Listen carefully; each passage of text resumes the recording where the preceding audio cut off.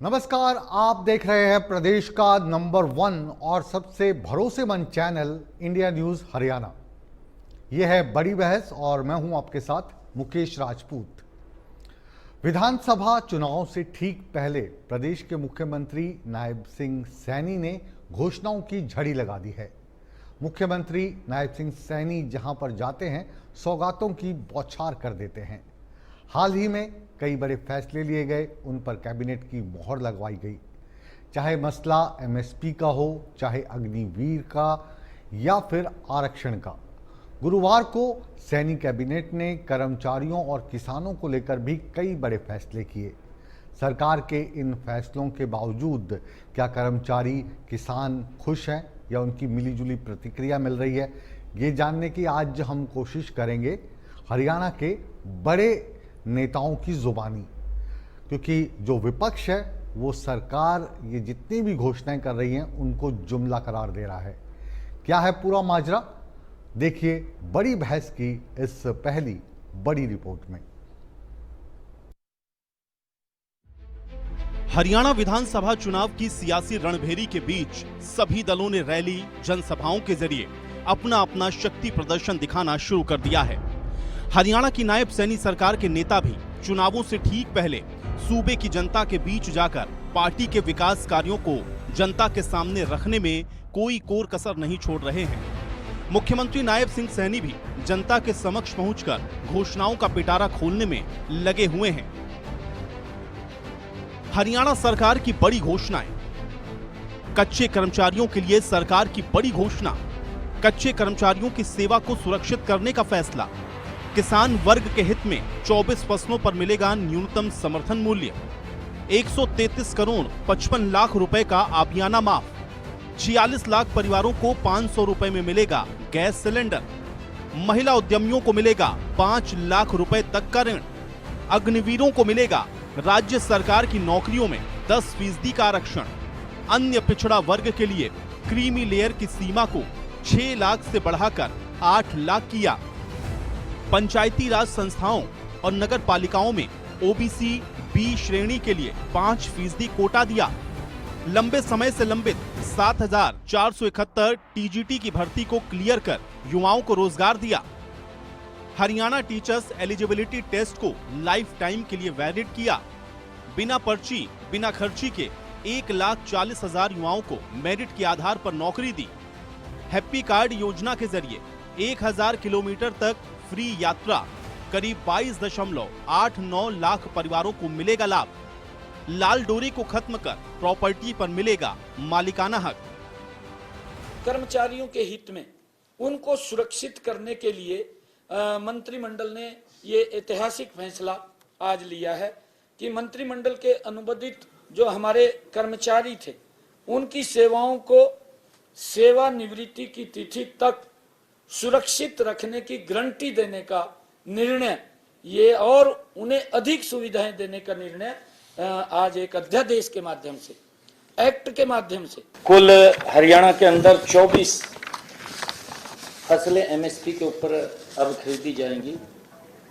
जैसा मैंने कहा है कि हरियाणा के अंदर ये पहला देश का राज्य है जिसके अंदर किसान की 24 फसलें एमएसपी के ऊपर, सभी फसलें एमएसपी के ऊपर खरीदी जा रही है। 46 लाख परिवारों को जिनकी आय 1,80,000 रुपए से कम है और जो प्रधानमंत्री उज्ज्वला योजना के तहत जिनके 12 लाख ऐसे लाभार्थी हैं, ऐसी सब बहनों को आज के बाद ये गैस का सिलेंडर मात्र 500 रुपए के अंदर आप लोगों को उपलब्ध होगा। वहीं सरकार की ओर से की गई घोषणाओं को लेकर सूबे के विपक्षी नेताओं की प्रतिक्रियाएं भी सामने आई हैं। सिर्फ गुमराह करने की बात है। जो अभी केंद्र ने एमएसपी दे रखी है, हरियाणा में तो वो उसकी भी एमएसपी नहीं मिलती। ये तो जो अब इस टाइम पे इनका कोई अधिकृत वो तो है नहीं। हाँ, एमएसपी दे, केंद्र सरकार दे और लीगल गारंटी दे, उसकी कानूनी गारंटी दे कि कोई भी एमएसपी से कम खरीदेगा तो उसकी सजा होगी या एमएसपी लेने का उसका अधिकार होगा। तो ये काफ़ी किसानों की मांग है। और ये चुनाव के जो है, ये चुनावी हैं, ढकोसले हैं। सबको मालूम है कि इन्होंने 10 साल में तो किया कुछ नहीं। तो मुख्यमंत्री ने पिछले दिनों भारतीयों के साथ बैठक करके और घोषणा करी कि आड़त जो है उसको 45 से 55 करी जाएगी। बहुत बड़ा झूठा वादा आड़तियों के साथ मुख्यमंत्री ने किया है। प्रदेश भर के सभी आड़ती इस चीज को समझ भी रहे हैं, क्योंकि पैडी की परचेज नवंबर में शुरू होनी है और नवंबर में तो अगली सरकार का टेन्योर है। इस प्रकार से 10 फसलें नई एमएसपी में जोड़ी, ये तो सबने देख लिया कि वो 10 फसलों के अंदर भी किस प्रकार से आज के दिन हरियाणा सरकार किसान के साथ मजाक करे। मनोहर लाल खट्टर ने मुख्यमंत्री रहते हुए जो फैसले लिए, उनमें 15 से ज्यादा फैसले इस मुख्यमंत्री ने बदले। इसका मतलब जो पहले भाजपा का मुख्यमंत्री था उसने जो फैसले लिए थे वो गलत थे। 9.5 वर्ष तक लोगों को उनके गलत फैसलों की वजह से परेशान होना पड़ा और आज बीजेपी के मुख्यमंत्री उन फैसलों को बदल रहे हैं। काबिले गौर है कि विधानसभा चुनावों की चुनावी चौसर के बीच सरकार की ओर से की जा रही घोषणाएं कितना सिरे चढ़ पाती हैं, ये तो आने वाले विधानसभा चुनाव का परिणाम बताएगा। विपक्ष के नेता भी जनता के बीच जाकर खूब लोक लुभावन वादे करने में कोई कोर कसर नहीं छोड़ रहे, जिसको लेकर सूबे की राजनीति में इन दिनों अपना सियासी उफान दिखाई दे रहा है। Bureau report, India news, Haryana.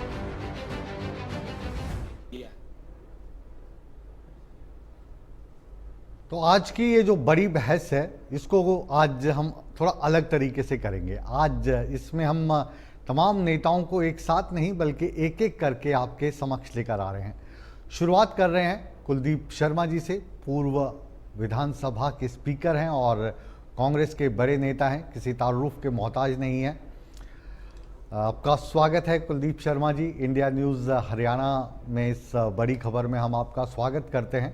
और आज जो हम बात करने आपसे जा रहे हैं, आप समझ ही गए होंगे कि मुख्यमंत्री नायब सिंह सैनी साहब ने जो पिटारा खोला है, इस पिटारे को लेकर आप अपने अंदाज़े बयां में क्या कहेंगे? देखिए, आज जब भारतीय जनता पार्टी की सरकार के विदाई समारोह की तैयारी हरियाणा की जनता चुनाव के माध्यम से कर रही है, ऐसे समय में माननीय मुख्यमंत्री जी ने जी नहीं, ये सॉरी नहीं, ये आपने पूरा सोच समझ के कहा है जी। हाँ, जो घोषणाओं का पिटारा खोला है, जी जी, हाँ, सारा देश जानता है जी कि भारतीय जनता पार्टी जुमलों की सरकार है, जुमलों के आधार पर केंद्र में बनी और जुमले और झूठे वायदों के आधार पर ये सरकार हरियाणा में बनी। 9.5 साल तक भारतीय जनता पार्टी की गलत नीतियों की चक्की में हरियाणा की सब जनता पिसती रही, किसान लुटता रहा, नौजवान बेरोजगारी चोली दामन के साथ हो गया, बेरोजगारी में नंबर 1 हो गया हरियाणा। हरियाणा के अंदर किसान को उसके फसलों की कीमत नहीं मिली। जिस किसान से वायदा किया गया था, अब नहीं 2013 में जब श्री नरेंद्र मोदी देश के प्रधानमंत्री पद के उम्मीदवार थे, घोषित किए गए थे कि पहली कलम से और पहली कैबिनेट मीटिंग में यह फैसला होगा कि किसानों को उनकी फसलों की एमएसपी की कानूनी गारंटी दी जाए। यह भी कहा था कि नरेंद्र मोदी की सरकार की पहली कलम किसानों पर चढ़े हुए कर्जे पर चलेगी और कर्जा माफ कर दिया जाए। बड़ी तालियां बटोरी थी देश के प्रधानमंत्री ने। यह भी कहा था कि 2022 तक देश और प्रदेश के हर एक किसान आमदनी दुगनी कर दी जाएगी, C2 फॉर्मूला लागू कर दिया जाएगा। आज 10 साल के अंतराल के बाद देश के किसान को हरियाणा के मुख्यमंत्री जो राहत की मल्लहम बता रहे हैं, मैं समझता हूं उनके जख्मों पर नमक छिड़का जा रहा है। जख्मों की बात इसलिए कर रहा हूं कि जब किसान अपनी मांग लेकर सड़कों पर उतरे तो किसानों को लाठियों से मारा गया। जख्मों की बात इसलिए कर रहा हूं, भरी ठंड में उन पर पानी की कैनन्स का इस्तेमाल किया गया, गोलियां चलाई गई, कत्ल हो गए लोग। 700 किसान दिल्ली के बॉर्डर पर बैठकर अपने जीवन की आहुति दे चुके थे। तब जाकर देश के प्रधानमंत्री ने, अगर उनके फैसले गलत नहीं, अगर तीनों कानून काले कानून नहीं, तो क्या बात थी कि देश के प्रधानमंत्री ने अचानक 14 अप्रैल को राष्ट्रीय टेलीविजन पर आकर स्वयं घोषणा की, किसान भाइयों मैं आपसे माफी मांगता हूं। 700 जीवनों की आहुति लेकर 10 साल किसान को लूटकर आप उनसे माफी मांग रहे हैं, और आज किसान को कह रहे हैं कि हमने आपको एमएसपी की गारंटी दे रहे हैं, 13 और फसलें इंक्लूड की जा रही। हमने कहा, आपने खुद कहा कि एमएसपी की गारंटी कानून द्वारा दी जाएगी। जो एमएसपी से अनाज नहीं खरीदेगा उसके खिलाफ कानूनी कार्रवाई की जाएगी। यही तो मांग कर रहे थे किसान।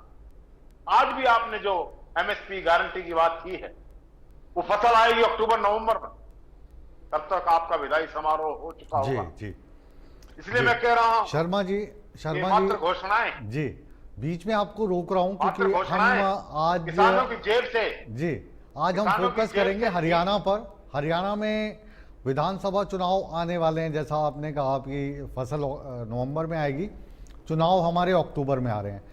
लेकिन ये जो 2014 से लेकर 2024 का समय रहा, इसमें 5 साल के बाद आपको मौका मिल सकता था, लेकिन चाहे आप लोकसभा की बात करें, 10 की 10 सीटें हार गए थे पिछली बार, इस बार 10 में से 5 आई हैं।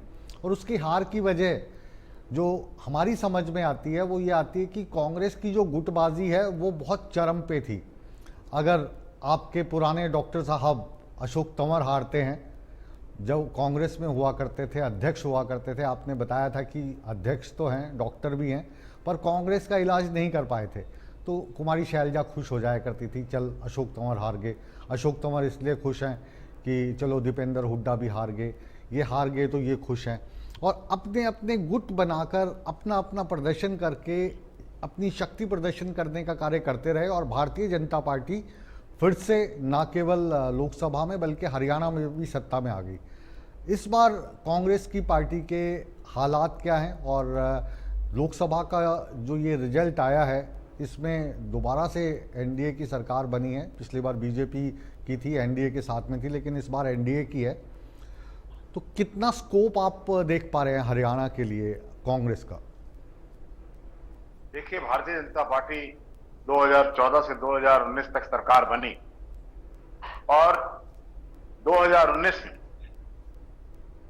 भारतीय जनता पार्टी 10 लोकसभा सीटें जीती, ये मैं मानता हूं। उस टाइम हाइपर नेशनलिज्म था। पुलवामा और जो घटनाएं हुई उससे जुड़ी हुई, उसकी वजह से देश के अंदर एक हाइपर नेशनलिज्म जनरेट हुआ। बीजेपी के काम को नहीं, देश के नेशनलिज्म पर वोट गई। लेकिन जब हरियाणा का सवाल आया 2019, तो जो भारतीय जनता पार्टी 75 पार का नारा लेकर चली, दावे कर रही, वो भारतीय जनता पार्टी स्टेट के अंदर 75 पार तो छोड़ो, अपनी क्लियर मेजॉरिटी ने ले पाई और 40 सीटों पर सिमट गई। और हम जो कांग्रेस के लोग थे, जिनकी 15 सीट आई थी 2014 में, हम 31 सीट लेकर पहुंचे। आपने कांग्रेस की गुटबाजी की बात की। देखिए, कांग्रेस एक बड़ा दल है, इसमें नेताओं की महत्वाकांक्षाएं होना कोई ऐसी बड़ी बात नहीं है। लेकिन सभी की नेता सोनिया गांधी हैं, खड़गे जी हैं, राहुल जी हैं, प्रियंका जी, हम सब लोगों के नेतृत्व का कोई झगड़ा नहीं है। हमारी आपसी बात जो आप करना चाहते हैं, आप भारतीय जनता पार्टी की तरफ देखिए। भारतीय जनता पार्टी में आज के दिन चरम सीमा पर गई हुई है गुटबाजी। धनखड़ जी सल्फ कर रहे हैं, उधर अभिमन्यु जी की आवाज बदली हुई है। हमारी गन्नौर की विधायक ने तो सीधा प्रदेश अध्यक्ष बड़ौली जी को चुनौती दे दी है। ये गन्नौर क्योंकि आपकी कंस्टिट्यूएंसी है, आप वहाँ के जाने माने नेता हैं और इस बार भी चुनाव मैदान में आप ताल ठोकेंगे, ऐसी हमारे पास सूत्रों के द्वारा जानकारी है, हालांकि औपचारिक घोषणा होना बाकी है। ये क्या हुआ गन्नौर में, क्यों वो मोहतरमा नाराज क्यों हो गई भारतीय जनता पार्टी के अध्यक्ष से? हालांकि वो भी आपके बाद इस कार्यक्रम में शामिल होंगे। अभी महाकाल में माथा टेकने के बाद इंदौर एयरपोर्ट पे हम उनसे रास्ता कायम करेंगे आपसे बातचीत करने के बाद। तो क्या मसला क्या है ये? देखिए, ऐसा है कि कोई भी सिटिंग विधायक, भारतीय जनता पार्टी कहते हैं हमारा डिसिप्लिन रहता है, कोई भी सिटिंग विधायक जब प्रदेश अध्यक्ष को डायरेक्ट चुनौती दे रही और इस बात का प्रदेश अध्यक्ष ने आज तक जवाब नहीं दिया है कि उन्हीं की पड़ोस की विधायक है, उन्होंने उनको चुनौती क्यों दी। ये गुटबाजी जो भारतीय जनता पार्टी के अंदर आज दिखाई दे रही। अब अनिल विज जी का देखिए, 6 टाइम एमएलए सल्फ कर रहे हैं, अंबाला के कोप भवन में बैठे हैं, अपनी सरकार की आलोचनाएं खुद कर देते हैं।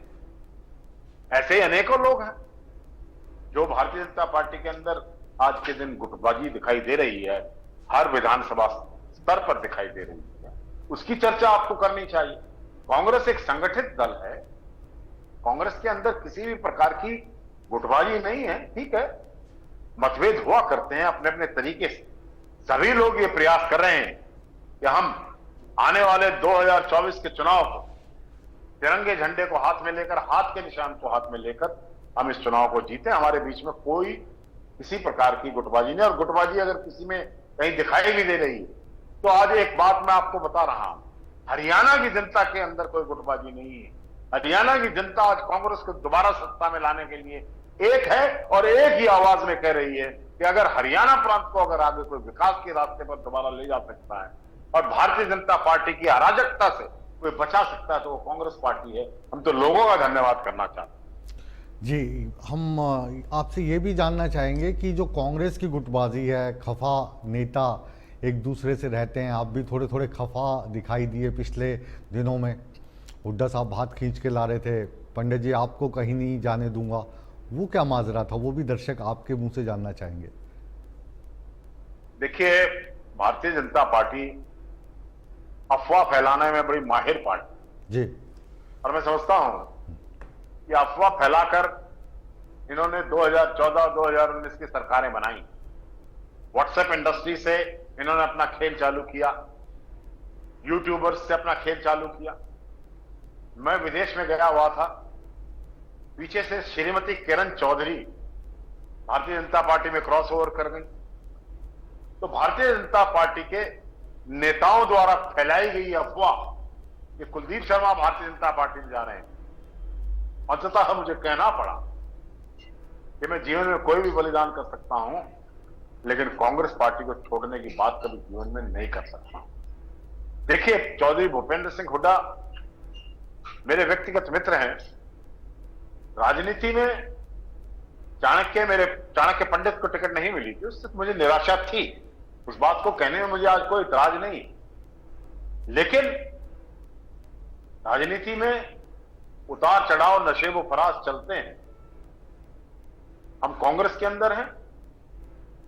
चौधरी भूपेंद्र सिंह हुड्डा नेता प्रतिपक्ष हैं, 2 बार के चीफ मिनिस्टर हैं, और अगर उन्होंने कहा है कि कुलदीप शर्मा जी आप हमारे सीनियर लीडर हैं, ये जो अफवाहों का बाजार बीजेपी ने गर्म किया था, उस आग पर आज आपने स्वयं अपनी जुबान से आज पानी फेरा है, हम आप जैसे व्यक्ति को कैसे खो देंगे? तो मैं समझता हूं मेरा तो बड़ा मान सम्मान बढ़ाया था। इन बातों से अफवाहें क्यों फैलती हैं? इन बातों से तो अफवाहों को खत्म हो जाना चाहिए। आप भी आज पूछ रहे हैं बात 2 महीने की हो गई। ये कांग्रेस के अंदर 3 पीढ़ियों से हम बैठे हैं। कांग्रेस ने हमने बहुत कुछ दिया है। कांग्रेस ने मुझे वर्किंग प्रेसिडेंट बनाया। कांग्रेस ने मुझे पहले टर्म के एमएलए को स्पीकर बनाया। दोबारा हम विधायक बन के गए। कांग्रेस में एक वरिष्ठ नेता की भूमिका से हम अपना कंट्रीब्यूशन कर रहे हैं। तो भारतीय जनता पार्टी इन अफवाहों के सहारे कभी किसी नेता के बारे में, कभी किसी नेता के बारे में, जो अपनी राजनीतिक रोटियां सेकना चाहती हैं, मैं समझता हूं उनको बहुत बड़ी निराशा हाथ लगी है। जी, जो भारतीय जनता पार्टी है, आप वो जो भी घोषणाएं करती हैं आप उनको जुमला करार दे देते हैं। तो जब भारतीय जनता पार्टी लोकसभा का चुनाव लड़ती है और कहती है कि अब की बार 400 पार, या जब हरियाणा में चुनाव लड़ती हैं अब की बार 70 पार, तो इन जुमलों को फिर आप सीरियसली लेकर उस डिस्कशन में क्यों पड़ जाते हैं? अपनी पार्टी की जो तैयारी है वो पीछे क्यों छूट जाती है? उनके जुमलों को काउंटर करने में पूरी एनर्जी वेस्ट हो जाती है, ऐसा क्यों? देखिए, अभी जो भारतीय जनता पार्टी ने 400 पार का नारा दिया था और 240 पे अपना बहुमत नहीं आया, भारतीय जनता पार्टी की सरकार केंद्र में बैसाखियों के सहारे चल रही और 5 साल हरियाणा में बैसाखियों के सहारे ये सरकार चली। अब बैसाखियां हट गई हैं। बैसाखियों के सहारे पर इस सरकार में जो भ्रष्टाचार हुआ है, इस सरकार के अंदर जो शोषण हुआ है किसान का, नौजवान का, जो बेरोजगारी का आलम और जो कानून व्यवस्था का दिवाला निकला, आप देख लेना। जब इन्होंने हरियाणा में 75 पार का नारा लगाया तो 40 आई। आज ये नारा लगाने की भी परिस्थिति में नहीं है। क्यों नहीं कह रहे हैं भारतीय जनता पार्टी के लोग? अगर उन्होंने इतना अच्छा काम किया है, इतनी अच्छी घोषणाएं की हैं, तो आज कहना चाहिए कि हम एक बार फिर 75 पार जाएंगे।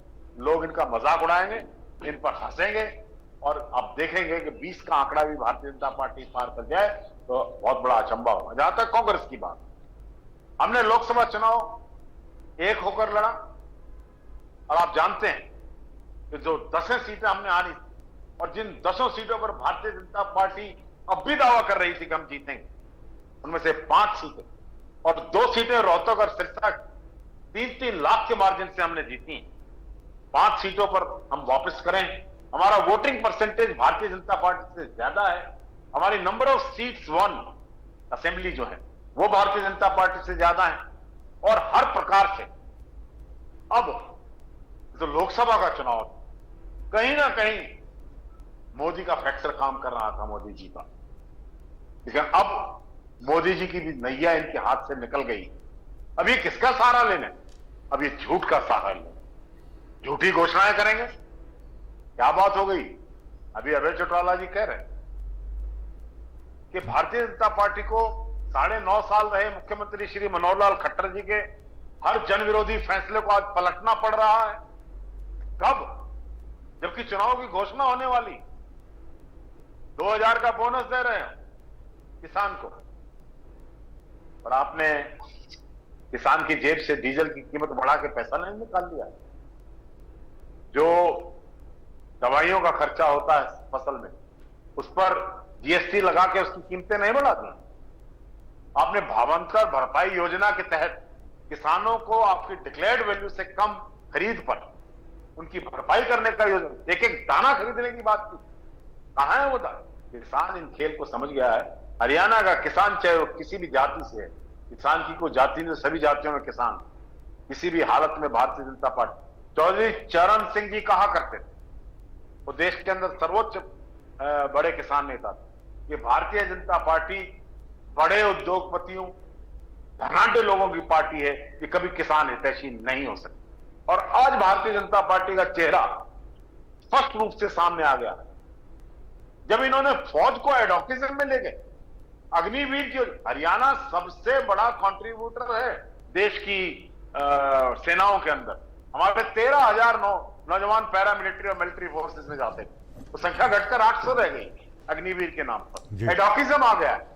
ना अग्निवीर को पेंशन है, ना अग्निवीर को आफ्टर रिटायरमेंट बेनिफिट्स है, ना मेडिकल्स है। आप 1 करोड़ रुपए देकर उनको छुट्टी कर रहे हैं।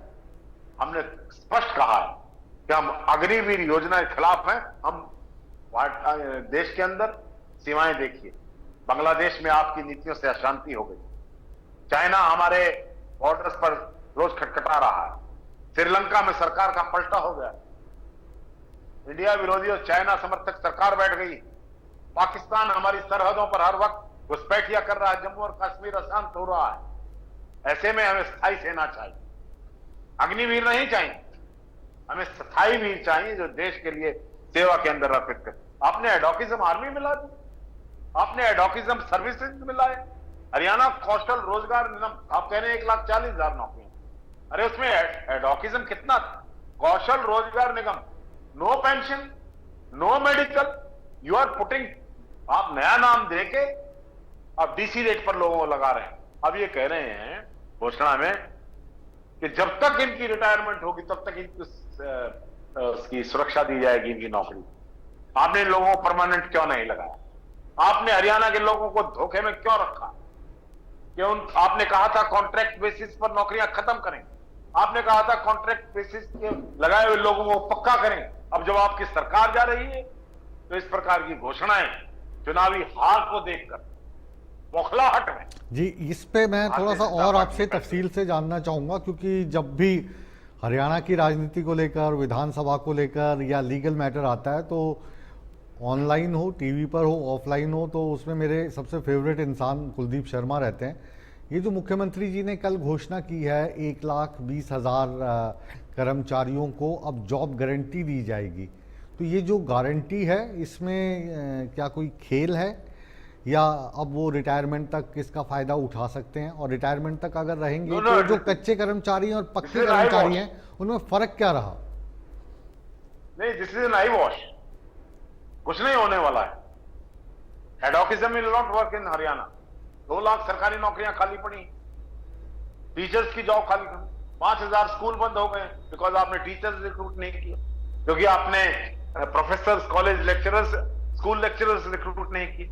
शिक्षा को सबसे बड़ी चोट अगर किसी राज्य में पहुंची है, 5,000 स्कूल बंद हो गए, वो भारतीय जनता पार्टी की सब। अरे स्कूल खोला करती है सरकार, आपने तो स्कूल बंद कर दी। आप किस बात की बात करते हैं?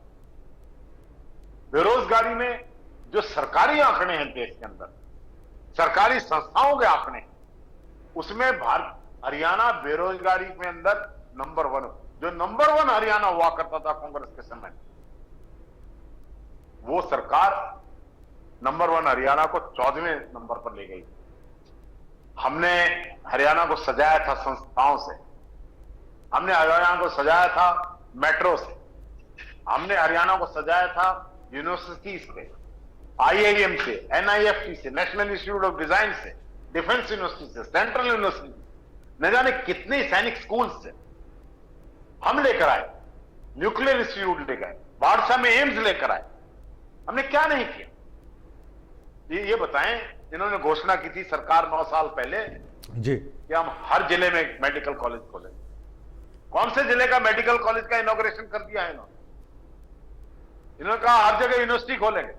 कौन सी यूनिवर्सिटी है जिसकी घोषणा होकर वो कंप्लीशन हो गई? किसी की बिल्डिंग बनी है?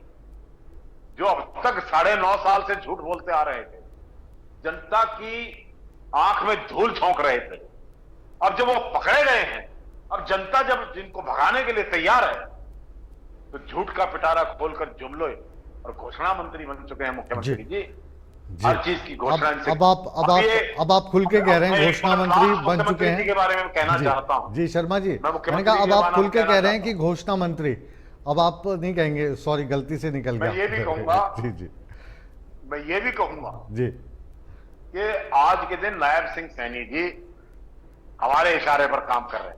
अच्छा, जो घोषणा हम कर रहे हैं, हाँ जो हमने कहा है भी हमारा ये इलेक्शन मैनिफेस्टो रहेगा, हाँ हमने कहा हम 500 का गैस का सिलेंडर देंगे जी, तो आज उस बात को चुरा रहे हैं। हाँ देंगे कि नहीं देंगे? हाँ सबको क्यों नहीं दे रहे हो? हाँ हाँ EPL को दे रहे हो, बहुत खुशी की बात। जी, कब दोगे, नहीं दे पाओगे, ये अलग की बात। हाँ मतलब अगर सारी घोषणाएं यही कर देंगे जो आपकी हैं, तो फिर अब आप चुनाव में जाने वाले हो, तो आपका जो चुनावी घोषणा पत्र है उसमें मुख्य कौन सी चीजें रहने वाली है? हालांकि चुनावी घोषणा पत्र आने में अभी समय है, कौन सी मुद्दे हैं जिनको आप जनता के बीच लेके जा रहे हैं? देखिए, chief minister of Haryana is now A clerk of the Congress party. जो हम कहेंगे हाँ वही वो करते रहेंगे। जी। हमने कहा था 6,000 रुपए का बुढ़ापा पेंशन देंगे। हाँ हाँ। आपकी सहयोगी पार्टी रही बीजेपी की, 5100 की बात किया, 3,000 पर क्यों है 10 साल में? हमने कहा 2 लाख सरकारी पदों को भरेंगे। अब इस बारे में घोषणाएं करनी शुरू कर। हमने कहा सफाई कर्मचारियों को पक्का करेंगे, मेट्स को, मनरेगा मेट्स को पक्का करेंगे, चौकीदारों को पक्का करेंगे। नंबरदारी प्रथा जो इन्होंने खत्म कर दी, उन नंबरदारों को वापस उनकी प्रतिष्ठा दिलाएंगे। जो पोर्टलों से जीवन का जंजाल बन गया, कहीं पेंशन आईडी, कहीं फैमिली आईडी, कहीं इनकम, फैमिली की इनकम आईडी, इसके आधार पर 10 साल तक लोग कागज उठाए दफ्तरों के चक्कर काटते रहे। और किसान जिसको पोर्टल पर अपनी फसल को बेचना पड़ रहा है, भावांतर भरपाई योजना, नुकसान हो जाए तो पोर्टल पर जाओ, बीमा करा लिया है, बीमा हो रहा है तो पोर्टल पर जाओ। ये पोर्टलों की सरकार जो है, इसकी पोर्टली को बंद करेंगे। हमने ये कहा है। हमने कहा है विश्व स्तरीय शिक्षा, हमने 19 से ज्यादा यूनिवर्सिटीज बनाई, अनेकों मेडिकल कॉलेजेस बनाए, प्राइवेट सेक्टर के भी और गवर्नमेंट सेक्टर के भी। हमने कहा विश्व स्तरीय स्वास्थ्य सेवाएं दें। 5 लाख की बजाय 25 लाख तक हम एक व्यक्ति को उसकी गारंटी देंगे, इलाज, मुफ्त इलाज। हमने ये भी कहा है 300 यूनिट बिजली हमारी राजस्थान में सरकार बनी, वहां हमने दी, हमारी हिमाचल में बनी, वहां दी, आंध्रा में दी, छत्तीसगढ़ में दी, मध्य प्रदेश में बनी। पहली कलम से हमने हर जगह ओपीएस लागू किया। बिजली की 500 यूनिट, हमने 500 रुपए का सिलेंडर राजस्थान, हिमाचल और अपनी सरकारें जहां जहां थी, उसको लागू करने में 24 घंटे नहीं लगाए। पहली कैबिनेट की मीटिंग में उसका फैसला लिया। गरीब परिवार को 100 गज के प्लॉट देने की बात हमने की। अब ये कह रहे हैं हम भी देंगे। अरे 10 साल गुजर गए, आपने एक प्लॉट नहीं दिया। हमने 1973 में पहली बार दिए।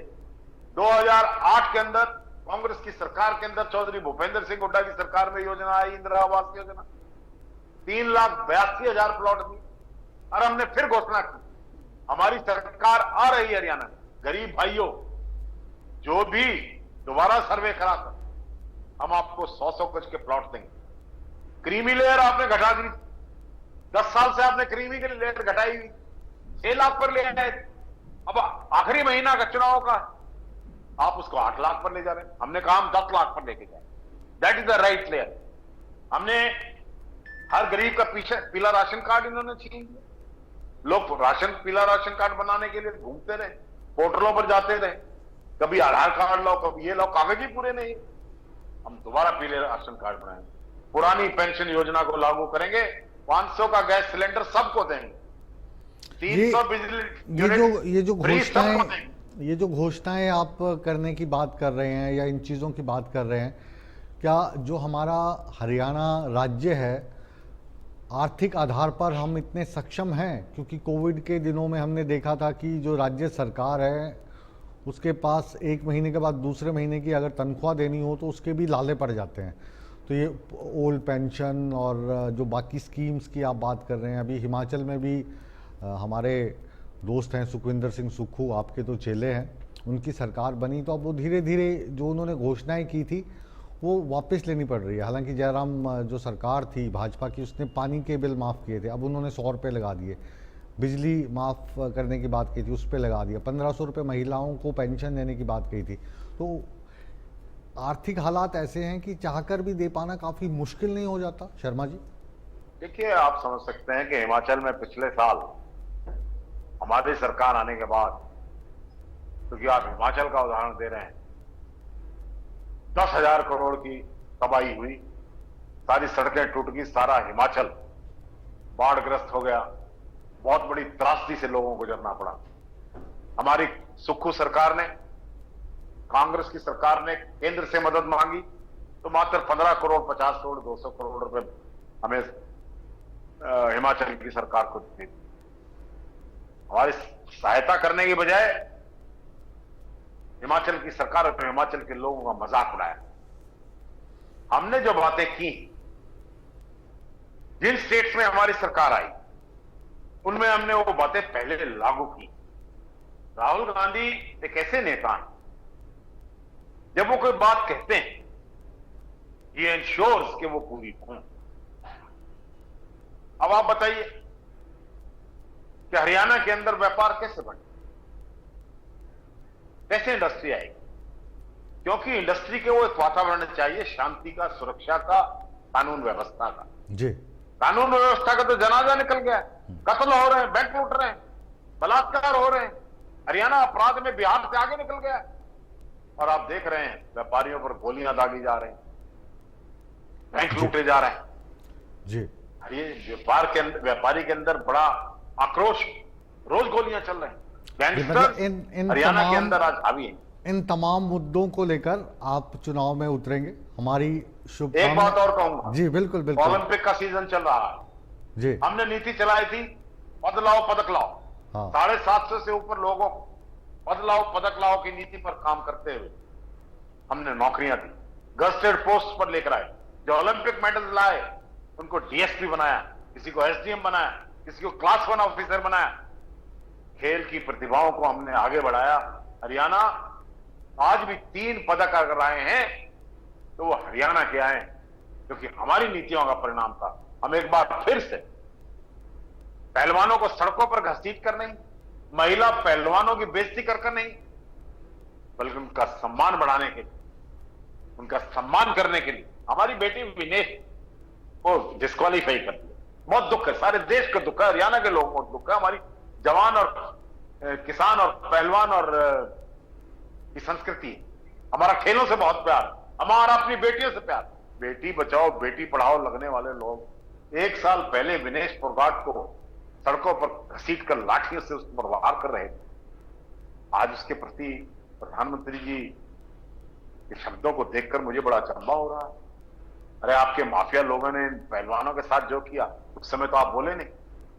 अब जब वो बेटियां चमत्कार कर रही हैं, कोई ना कोई साजिश जरूर है विनेश के खिलाफ, क्योंकि विनेश ने पहलवानों की लड़ाई भारतीय जनता पार्टी की सरकार और जिसके माफिया लोगों के खिलाफ लड़ी थी। इसलिए उस लड़की के साथ मुझे लगता है, as a lawyer by profession, हर एक चीज को आप देख सकते हैं कि उसके साथ एक साजिश के तहत तो कार्रवाई हुई है। इसकी बहुत गहन जांच होनी चाहिए जी, इसके लिए। अरे डाइटिशियंस हैं, डॉक्टर्स हैं जी, टेक्निकल आदमी, ट्रेनर्स हैं, कोचेस हैं, और वो 3 मुकाबले लगातार जीत कर आने वाली लड़की का वजन बढ़ने कैसे दिया? जिस प्रकार की डाइट आपने दी, क्यों पानी पीला, कितनी बातें आप सोच सकते हैं। उस बेचारी, उस लड़की को जो देश की स्वर्ण आशा बन चुकी थी, आज इनकी नीति और इनकी गलत फैसलों से आज वो हमारी बेटी मायूस होकर ओलंपिक से कुश्ती को अलविदा कह रही है। कि देश के नेता जो आज की सरकार है तो टूब मरना चाहिए कि हमारे एथलीट्स जो हैं उनका उत्साहवर्धन हो गई, बजाय आज वो खेल को छोड़ने की बात कर रहे हैं। इससे बड़े दुख की बात हो सकती जी। जी शर्मा जी, आपके साथ बात करके लगातार हमें हमेशा मज़ा आता रहा है, लेकिन थोड़ी समय की बात है और इसके बाद अब आपके बाद हम जोड़ने जा रहे हैं अभय सिंह चौटाला को। आप हमारे साथ बड़ी बहस में जुड़े, अपने दिल की बात हमसे कही, हमारे खट्टे मीठे सवालात का आपने जवाब दिया, तो तहे दिल से हम आपका शुक्रिया अदा करते हैं। कुलदीप शर्मा जी, जिन्होंने कांग्रेस की रणनीति को लेकर बात कही और जो मौजूदा सरकार है उसकी जो नीतियां हैं उनको लेकर बात की। अब अभय चौटाला हमारे साथ जुड़ रहे हैं, जाना पहचाना चेहरा, किसी तारुफ के मोहताज नहीं, इनेलो के बड़े नेता। बहुत स्वागत है चौटाला साहब आपका बड़ी बहस में, और बड़े ही दिनों के बाद आमना सामना हो रहा है आपके साथ, और हम आपका स्वागत करते हैं इस बड़ी बहस में। बड़ी बहस का आज का मौजू है जो नायब सिंह सैनी साहब ने घोषणाओं का पिटारा खोला है। इन घोषणाओं को आप कैसे देखते हैं, या ये जो घोषणाएं हैं ये विपक्ष को निपटाने के लिए काफ़ी हैं? पहले तो आपसे बहुत दिन के बाद मुलाकात हो रही है जी, मुझे बहुत खुशी है। आप ही हरियाणा छोड़ करके चले गए थे, हम तो यही थे। जी जी जी, लौट चलो के वापिस आ गए, आपका स्वागत है। बहुत शुक्रिया। और आपका ये कहना मेरे लिए मतलब बहुत बड़ी बात है, क्योंकि आपके और हमारे जो बातचीत होती है लोग बहुत प्यार से देखते हैं और बहुत मज़ा आता है। आप भी साफ गोई से बात करते हैं और यही आदत बिल्कुल मेरी है। बिल्कुल, नहीं जी। नहीं नहीं, आप भी निष्पक्षता के साथ चर्चा का हिस्सा बनते हो, हमें खुशी है। शुक्रिया। तो ये जो घोषणाएं हैं इनको आप किस तरीके से देखते हैं? बिल्कुल एक ईमानदारी वाला सवाल है। ये जो घोषणाएं हैं अगर जनता के लिए की जा रही हैं तो क्या विपक्ष इस पर टीका टिप्पणी करे, ये सही है? क्या विपक्ष का यही धर्म है? या जो अच्छी घोषणाएं हैं उनकी तारीफ भी करनी चाहिए? तो अगर कुछ अच्छी घोषणाएं हैं जो आपको भी अच्छी लगी जनता के लिहाज से तो उनका जिक्र कर दीजिए। अगर इनमें कोई कमी लग रही है आपको तो फिर उस पर आप अपनी बात कह सकते हैं। ये घोषणाएं जो अब की जा रही है, जब भारतीय जनता पार्टी पहली दफा सत्ता में आई थी उसी वक्त इनको इन घोषणाओं को करना चाहिए था, लागू करना चाहिए था। जी। पिछले मुख्यमंत्री ने जो निर्णय लिए उन निर्णयों के ऊपर इस सरकार ने बहुत फैसलों को बदला। फैसलों को बदलने का मतलब सीधा सीधा है कि वो अब जो मौजूदा मुख्यमंत्री है ये इस बात पे मोहर लगा रहे हैं कि हमारे जो पिछले निर्णय थे वो सारे गलत थे, लोगों को परेशान करने वाले थे, लोग इस बात से दुखी थे। अब इसको बदल करके कहीं लोगों में सहानुभूति प्रकट करना चाहते हैं। ये सहानुभूति नहीं है, ये तो इन्होंने अपनी गलतियों पे मोहर लगाई है कि हमने 9.5 वर्ष तक इस प्रदेश में लोगों को बहुत परेशान किया है। कौन से अब ये फैसले कहीं अपने आप को उन जिनको पलटा गया है? कितने फैसले हैं जो पिछली सरकार के थे जिनको इन्होंने बदला है। जो मनोहर लाल की सरकार में लिए गए फैसले थे वो इन्होंने बदल दिए बहुत सारे। कई ऐसे डिपार्टमेंट है, आप उनका आकलन करेंगे पता लग जाएगा। मेरे पास पूरी लिस्ट है इस चीज की। और सबसे बड़ी बात यह है कि चेहरा बदलने से, फैसले बदलने से या घोषणाएं करने से सरकार अपनी छवि ठीक नहीं कर सकती है। जो छवि इनकी खराब होगी 9.5 वर्ष में, जो इनके खिलाफ एंटी इनकम्बेंसी आज की डेट में है वो कम नहीं हो सकती, वो बढ़ेगी। और इनकी हालत जब चुनाव होगी तो बहुत ज्यादा खराब हो जाएगी। अभी आप लगातार दौरे कर रहे हैं, जनता के बीच जा रहे हैं, सिर्फ अपनी गलतियों को छुपाना चाहते हैं। जी। अभी आप जनता के पास जा रहे हैं, दौरे कर रहे हैं, रैलीज भी कर रहे हैं, लोगों से मिल रहे हैं, तो ऐसे कौन से मुद्दे हैं जिनको लेकर आप जनता के पास जा रहे हो? क्या ये जो मौजूदा सरकार है इसी की जो नीतियां हैं उसमें खामियां निकालनी है, या फिर आपके पास कोई रोड मैप है कि अगर आपको जनता वोट देती है, सत्ता के नज़दीक पहुंचाती है, सत्ता में पहुंचाती है, तो आप इस रोड मैप के ज़रिए चलोगे जिससे हरियाणा के निवासी, हरियाणा के वो वोटर जो आपको वोट देंगे उनका भला हो सके? मैं कोई अभी नहीं जाने लगा जनता के बीच में, मैं बहुत लंबे समय से लोगों के बीच में हूं। हम तो सत्ता में थे, सत्ता से बाहर थे, हम हमेशा के लोगों की लड़ाई को लड़ते रहे और आज भी लोगों के साथ कहीं सरकार किसी भी तरह की बेकायदगी करती है तो हम लोगों के साथ जाकर के खड़े हो जाते हैं। मैं तो किसान आंदोलन चला था, आपको पता है जी। 13 महीने लगातार किसानों के साथ खड़ा रहा था, उनके लिए मैंने रिजाइन तक भी किया। मैंने उस लड़ाई को लड़ा। मैंने जाट आरक्षण आंदोलन था, विपक्ष का नेता था, विपक्ष का नेता होते हुए भी, और मैं उसमें गया था और मैंने कहा था मेरे लिए मेरी कौम पहले है, राजनीति बाद में है। मैं हमेशा, मेरी एक आदत रही है कि जब कभी भी लोगों की अनदेखी की सरकार ने, मैंने सरकार के खिलाफ आम आदमी के साथ खड़े होकर के उसकी लड़ाई लड़ी है। जी, ये जो आप कहते हैं कि जो मेरी चाहे वो विधानसभा है, चाहे वो विधानसभा के बाहर का मामला है, मैं जाट पहले हूँ उसके बाद नेता हूँ, यही बात भूपेंद्र सिंह हुड्डा भी कहते हैं। तो फिर जब भारतीय जनता पार्टी धर्म के नाम पर वोट, हुड्डा कब कहता है? हुड्डा तो सुनो एक मिनट पहले, नहीं आप है ना, एक मेरी बात सुनो जी। आप ये कहते हो कि हुड्डा ये कहता है कि मैं जाट पहले हूँ। जब जाट आरक्षण आंदोलन था, हुड्डा को उन लोगों ने बुलाया था, हाँ। जसिया में बुलाया, इसकी कॉन्स्टिट्यूंसी में बुलाया, ये भाग गया था, ये गया नहीं। 32 बेकसूर लोग मारे गए थे, एक दिन भी नहीं गया ये। मेरा सवाल ये था कि एक दिन सिंगल डे भी। जी चौटाला साहब, मेरा सवाल ये था कि जब आप ये कहते हैं कि मैं जाट पहले हूँ उसके बाद नेता हूँ या विपक्ष का नेता हूँ या कोई भी नेता हूँ, तो जब भारतीय जनता पार्टी राम के नाम पे वोट मांगे, धर्म के नाम पे वोट मांगे, तो उसमें फिर अलग क्या है? अरे नहीं, मैं ये नहीं कहता। आप मेरी बात को फिर नहीं समझते जी।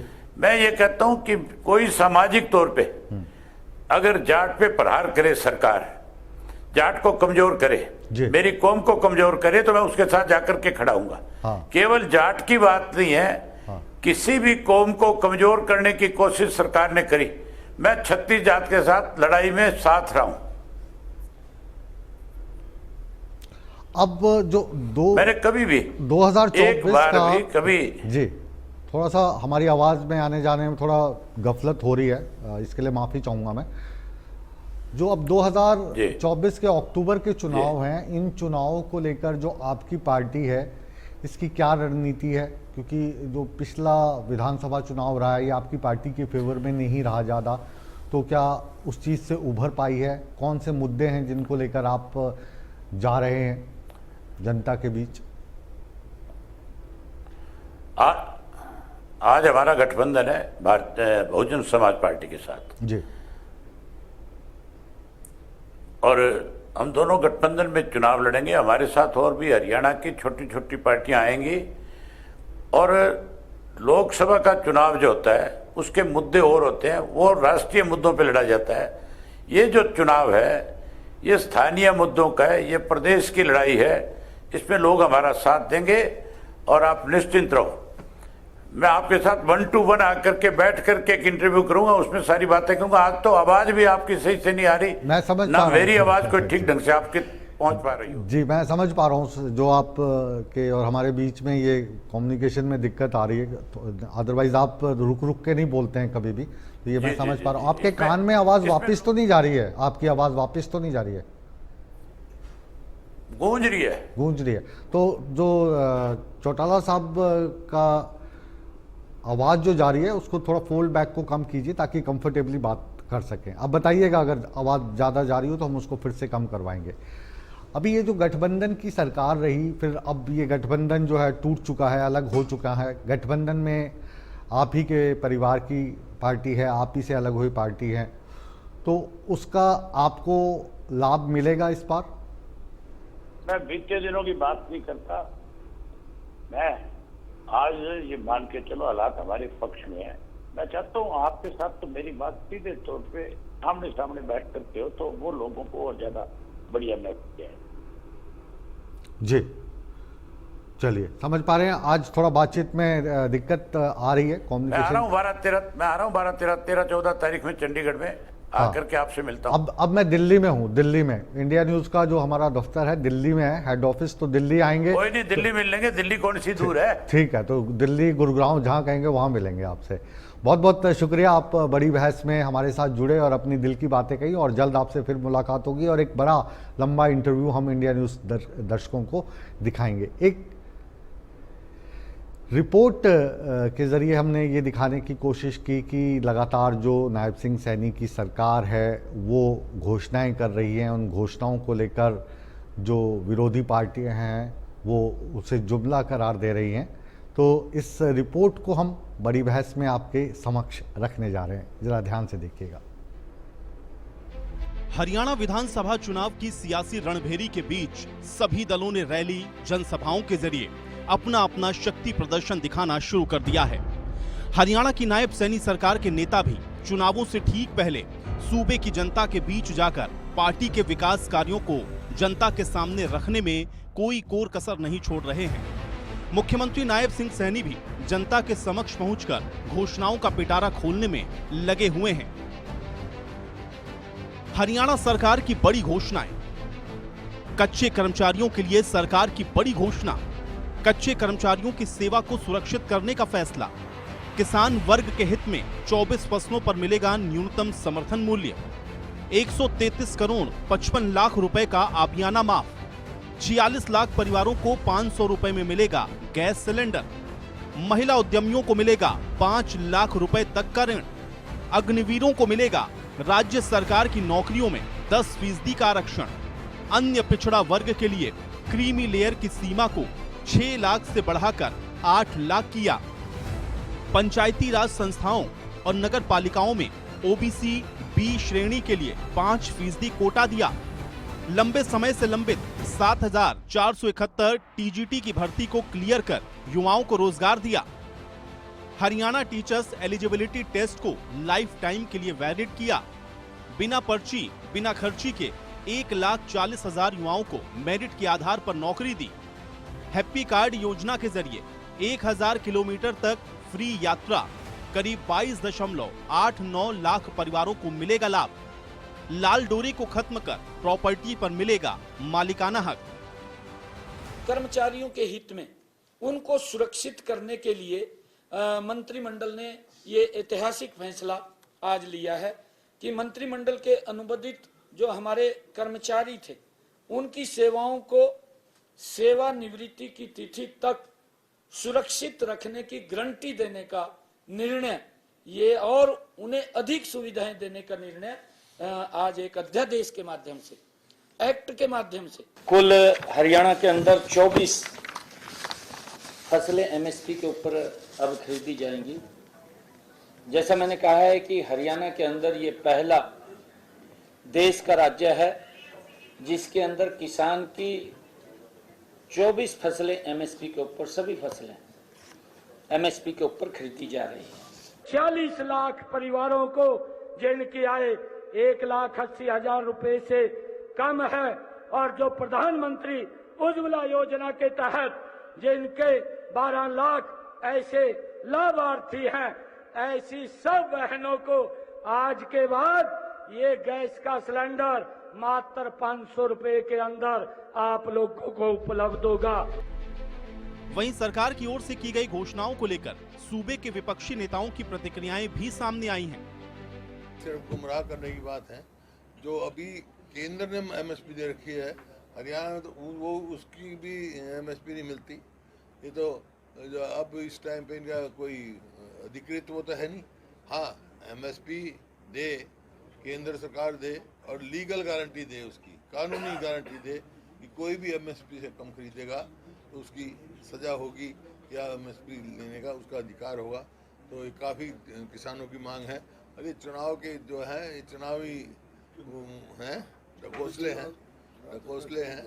सबको मालूम है कि इन्होंने 10 साल में तो किया कुछ नहीं। तो मुख्यमंत्री ने पिछले दिनों आढ़तियों के साथ बैठक करके और घोषणा करी कि आड़त जो है उसको 45 से 55 करी जाएगी।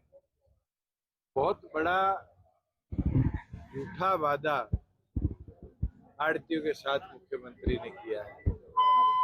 प्रदेश भर के सभी आड़ती इस चीज को समझ भी रहे हैं, क्योंकि पैडी की परचेज नवंबर में शुरू होनी है। नवंबर में तो अगली सरकार का टेन्योर है। इस प्रकार से 10 फसलें नई एमएसपी में जोड़ी। ये तो सबने देख लिया कि वो 10 फसलों के अंदर भी किस प्रकार से आज के दिन हरियाणा सरकार किसान के साथ मजाक करे। मनोहर लाल खट्टर ने मुख्यमंत्री रहते हुए जो फैसले लिए उनमें 15 से ज्यादा फैसले इस मुख्यमंत्री ने बदले हैं। इसका मतलब जो पहले भाजपा का मुख्यमंत्री था उसने जो फैसले लिए थे वो गलत थे। 9.5 वर्ष तक लोगों को उनके गलत फैसलों की वजह से परेशान होना पड़ा और आज बीजेपी का मुख्यमंत्री उन फैसलों को बदल रहे हैं। काबिले गौर है कि विधानसभा चुनावों की चुनावी चौसर के बीच सरकार की ओर से की जा रही घोषणाएं कितना सिरे चढ़ पाती हैं, ये तो आने वाले विधानसभा चुनाव का परिणाम बताएगा। विपक्ष के नेता भी जनता के बीच जाकर खूब लोक लुभावन वादे करने में कोई कोर कसर नहीं छोड़ रहे, जिसको लेकर सूबे की राजनीति में इन दिनों अपना सियासी उफान दिखाई दे रहा है। Bureau report, India news, Haryana.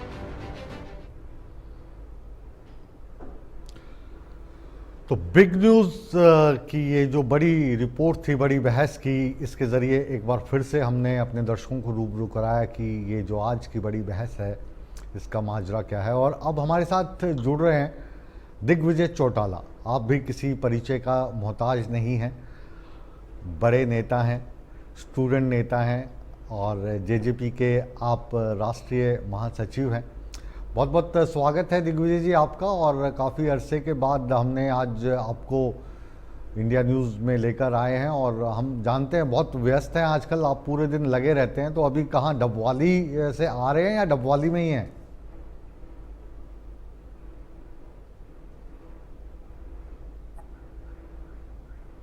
आप मेरी आवाज़ सुन पा रहे हैं? जी दिग्विजय जी, आपको मेरी आवाज़ मिल पा रही है? आप इनको फ़ोन पे ले लीजिए अगर वीडियो में दिक्कत।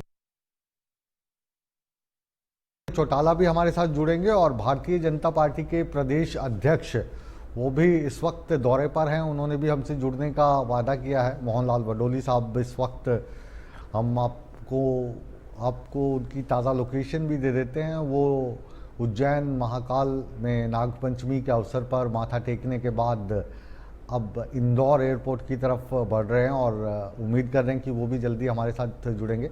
दिग्विजय जी, आप से संपर्क करने की हम कोशिश कर रहे हैं और जैसे ही आपसे संपर्क होता है तो जो आपकी पार्टी है उसका रुख भी हम जानने की कोशिश करेंगे। और चित्रों में आप देख पा रहे हैं, चाहे भारतीय जनता पार्टी हो, कांग्रेस हो, जेजेपी हो, इनेलो हो, सभी एड़ी चोटी का जोड़ लगा रहे हैं, ये चुनाव में अपनी शक्ति प्रदर्शित कर रहे हैं। दिग्विजय जी, आपको आवाज़ मिल पा रही है?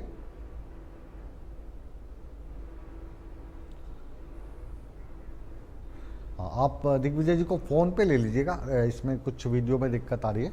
हाँ, मुझे आपकी आवाज़ जी। तो अभी क्या चल रहा है पूरा जो कार्यक्रम है चुनावों को लेकर? काफ़ी ज़्यादा भागदौड़ में रह रहे हैं, घर भी जाना कम ही हो रहा है, ऐसा सूत्रों के मुताबिक जानकारी मिली है। तो क्या तैयारी है? ताल तो आपने ठोक दी है, 4 सीटें घोषित कर दी हैं, तो इसमें तो फर्स्ट आ गए हैं आप।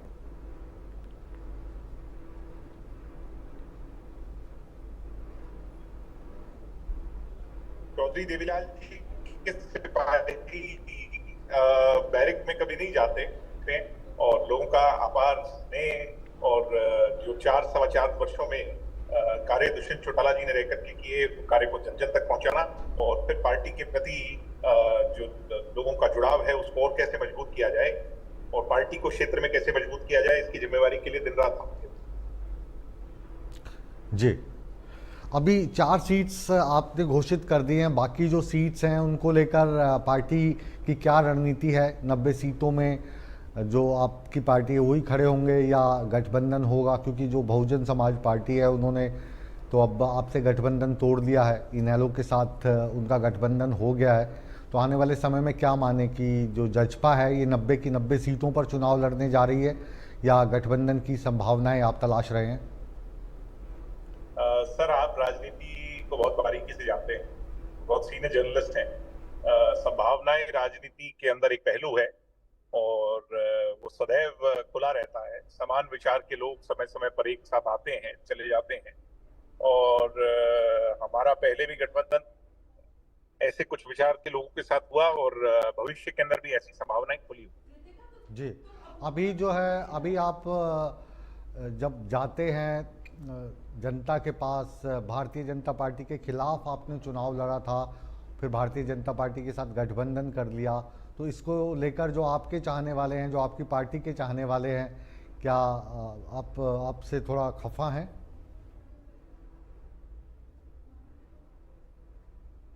साथ जाकर के राजनीतिक तौर पर तो हमें नुकसान हुआ और वो रिफ्लेक्ट भी हुआ लोकसभा चुनाव के रिजल्ट में, मगर उन सारी कमियों और खामियों को ओवरकम करने के लिए हमें जनता के बीच में जाकर जनता को समझाना होगा कि हम बीजेपी के साथ किस लिए गए। 75% आरक्षण को लागू किया, आज आधी सरपंच महिलाएं हरियाणा में बनी, उसका कारण दुष्यंत जी अगर गठबंधन में नहीं होते तो कभी ऐसा संभव नहीं था। बैकवर्ड समाज के 8% लोगों को हिस्सेदारी मिली, उसका कारण जेजेपी का सत्ता में हिस्सेदार होना। जो मारुति जैसी कंपनियां इस हरियाणा को छोड़ करके हुड्डा के राज में जा रही थी, उन कंपनीज को वापस लेकर के आना और प्रोग्रेसिव पॉलिटिक्स का मुजाहरा पेश करना, ये दुष्यंत चौटाला जी की हरियाणा के प्रति एक सकारात्मक सोच है। हरियाणा को चौतरफा नेशनल हाईवेज के जाल से जोड़ने के लिए जो दुष्यंत जी ने नितिन गडकरी जी के साथ मिलकर के प्रयास किया, वो किसी से छुपा नहीं। आज पीडब्ल्यूडी की सड़कें भी जो 4.25 साल के अंदर बनी हैं, वो किसी से छुपी नहीं है। ऐसे बहुत से काम, बच्चों को दूर पेपर देने जाना पड़ता था, हमारा एजेंडा था कि पेपर देने के लिए बच्चों को दूर ना जाना पड़े, परीक्षाएं गृह जिले या 50 किलोमीटर की रेंज में हो, उसको लागू करवाने का काम जी। अभी दुष्यंत जी से भी कुछ रोज पहले मुलाकात हुई थी इंडिया न्यूज़ इन्फो में रहते हुए बच्चियों को एक मुद्दा हम उठाते थे कि बच्चियों को जी। मैं ये अर्ज कर रहा था कि अभी कुछ रोज पहले इंडिया न्यूज़ ने एक मंच कार्यक्रम का आयोजित किया था नेशनल लेवल पर, तो दुष्यंत जी से बातचीत करने का मुझे फिर से सौभाग्य मिला। तो उनसे भी मैंने यही सवाल पूछा था कि जो ये गठबंधन था छूट गया, बोझ हट गया, तो आपसे भी क्या यही कहूँ कि भला हुआ जो मटकी फूटी पानी भरन से छूटी? हाँ, ये सही समय पर अगर थोड़ा और पहले हो जाता तो मैं मानता हूं कि हमें ज्यादा फायदा होता, कि अभी तक हमें कुछ समय मिल जाता और लोकसभा में जो रिजल्ट आया ऐसा नहीं होता। मगर वो जो लिखा है और दस्तूर है दुनिया का, वो तो किसी से नहीं वो बदलता।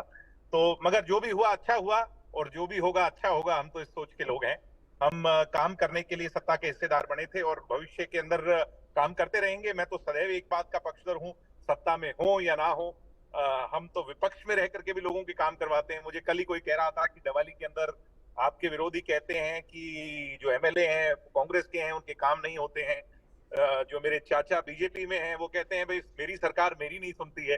तो मैं तो सबको ये कहता हूं कि मेरी तो सब सुनते हैं, क्योंकि मैं सबसे बहुत प्रेम से, प्यार से, सबसे इज्जत से बात करता हूं। और अधिकारी हो, कर्मचारी हो, चाहे पत्रकार हो, चाहे मेरे अंदर यहाँ करके क्यों ना देखूं, सबसे जी। जहाँ तक सुनने का सवाल है दिग्विजय जी, वो तो जो आपके नाम के पीछे चौटाला लगा हुआ है, और जिसके नाम के पीछे चौटाला लगा है, तो हरियाणा में चाहे अफसर हो या कोई भी हो, तो वो समझते तो हैं, वो सुनते तो हैं, उसमें कोई शक नहीं है। आप प्यार से बोलते हैं, ये आपकी खासियत है, लेकिन समझते हैं कि ये जो परिवार है इसमें दम है, ये इनेलो में है या जजपा में है या रणजीत सिंह चौटाला भाजपा में है, लेकिन ये जो आपके गांव का नाम है और चौधरी देवीलाल जी का जो रुतबा रहा है देश में, प्रदेश में, ये उसका असर आप कह सकते हो? हम लोगों के बीच में रहते हैं। मैं बचपन में जब बहुत छोटा था तो हमारी दादी जो थी वो बार बार एक ही बात कहती थी कि स्कूल से आओ, पढ़ाई खत्म करो, अपना खेल कूद के उसके बाद हमें लोगों के बीच में जरूर रखते थे। तो लोगों के बीच में रहेंगे तो उनके सेंटिमेंट को बेहतर जानेंगे। चौटाला साहब भी मुझे अच्छी तरह याद है, जब उन्हें जेल हुई और एक समय बहुत बीमार हो गए थे, तो मैं उनसे मिलने गया और घर का कोई भी सदस्य दिल्ली में या हरियाणा में नहीं था, तो मुझे हाथ पकड़ के उन्होंने कहा था कि लोगों में जाओ। तो अभी डॉक्टर साहब ने जब हमारी बुरी हार हुई लोकसभा के अंदर, तो उन सभी चीजों को, उन गलतियों को जानने के लिए, जो गलतियां हमारे से हुई, गलतियां तो हुई तभी तो इतने कम उस पर आए, तो उन गलतियों को जानने के लिए और पार्टी को बेहतर स्थिति में फिर ला खड़ा करने के लिए लोगों में फिर खड़े हैं, लोगों के बीच में हैं। सत्ता में थे तो भी लोगों के बीच में थे। मुझे कहते हुए गर्व होता है कि दुष्यंत चौटाला की कोठी पर चंडीगढ़ के अंदर इतनी भीड़ लगी रहती थी, और जितने भी लोग हैं उनकी कोठियां कल भी सुनी थी और आज भी सुनी है। दुष्यंत ने लोगों के काम के लिए उप मुख्यमंत्री रहते हुए जो हस्ताक्षर कर करके फॉरवर्डिंग लेटर दिए, उसकी संख्या 9 लाख थी। और हरियाणा के दुष्यंत के साथ जितने भी कलीग मंत्री थे, उन सभी की संख्या मुख्यमंत्री के साथ, मनोहर लाल जी के साथ भी जोड़ लें तो वो संख्या कुल मात्र 2.5 लाख। तो 2.5 लाख और 9 लाख यानी एक आदमी ने सरकार में रह करके बहुत सारे लोगों के लिए प्रयास किया। ये एक सकारात्मक सोच है। किसानों को सभी फसल पर एमएसपी देना, नई मंडियां बनाना और सबसे बड़ा क्रांतिकारी कदम, कई बार में उस चीज को समय पे याद नहीं करते मगर भविष्य में करते हैं, लोग याद करेंगे कि दुष्यंत ने किसान के खाते में सीधा पैसा डलवाया, जो आज तक इस देश में इससे पहले नहीं। जी, आखिरी सवाल, क्योंकि आप अभी सफ़र में हैं, मैं समझ सकता हूं, और आप जुड़े हैं हमारे साथ, तो इसके लिए तो हम आपके हमेशा आभारी रहेंगे। जब भी हम आपको बोलते हैं, हमारी आप इज्जत रखते हैं। अब जो ये मुख्यमंत्री घोषणाएं कर रहे हैं, इन घोषणाओं को लेकर आपको उनके खिलाफ बोलना पड़ रहा है, हालांकि आप 4.5 साल तक उनके साथ रहे, तो ये कितना मुश्किल है, कितना आसान है? मुख्यमंत्री जी वो काम कर रहे हैं जो पंजाब के अंदर रणजीत सिंह चन्नी जी ने किया। बातें बहुत बड़ी बड़ी,